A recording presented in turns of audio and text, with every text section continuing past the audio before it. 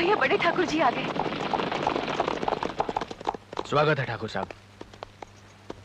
कमान की तरह झुकी हुई पीठ और तीर के जैसे जुड़े हुए हाथ, निशाना हम जानते हैं शंकर। अतिथि का सत्कार हमारे डेरे में ऐसे ही किया जाता है ठाकुर साहब। हमें अतिथि समझने की भूल मत करो शंकर। कल तुम्हारे पिता हमारी धरती हथियाना चाहते थे और आज तुम हमसे हमारा बेटा छीनना चाहते हो। इतिहास अपने आप को दोहरा रहा है और हम ऐसा हरगिज नहीं होने देंगे। इतिहास लिखने वाले मैं और आप ही हैं ठाकुर साहब, लेकिन आज मैं और पृथ्वी सिंह मिलकर एक नया इतिहास लिखना चाहते हैं। शब्दों से खेलना हम भी जानते हैं और बंदूक से खेलना भी, लेकिन तू तो हमारे बेटे के जज्बात से खेल रहा है। खेल खेलना तो आप लोगों का शौक है ठाकुर साहब, हमारा नहीं। तो फिर हमारे बेटे के लिए खेल का सामान क्यों बना रहा है अपनी बहन को? ठाकुर साहब! कहाँ शंकर? जानते हो तुम किससे बात कर रहे हो? आवाज बुलंद मत कर बंजारे। हमारी हवेली की दीवारें बहुत ऊंची हैं।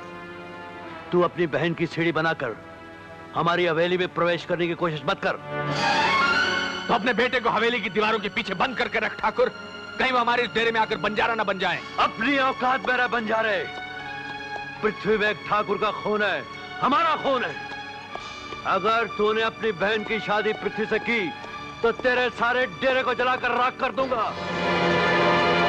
जा ठाकुर, और अपने बेटे से कह देना कि दोबारा इस डेरे में आने की कोशिश ना करे, वरना तुम्हारा वंश बाकी नहीं रहेगा। जाओ।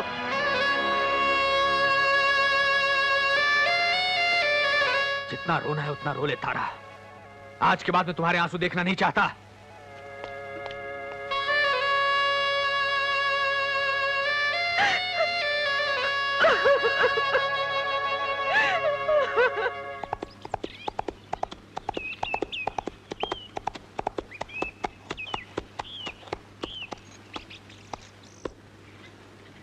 आज तुम्हारी प्यार भरी आंखों में आंसू क्यों? इनमें हवेली की धूल पड़ गई। आज बड़े ठाकुर जी डेरे पर आए थे। पिताजी, शंकर तो उन्हें देख के हैरान हो गया होगा। हाँ। क्या कहा पिताजी ने?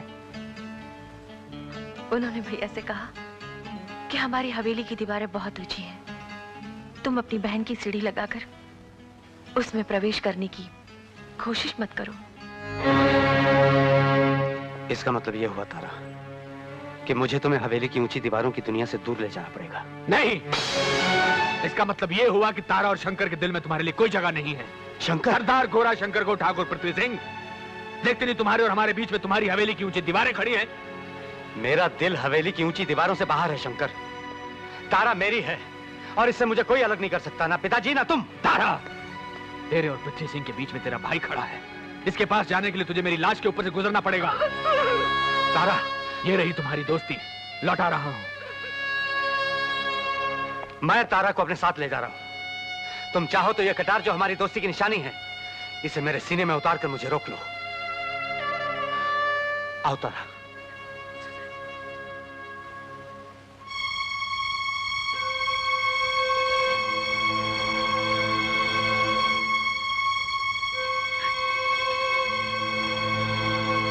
ना मैं भैया को छोड़ सकती हूँ, ना तुम्हें।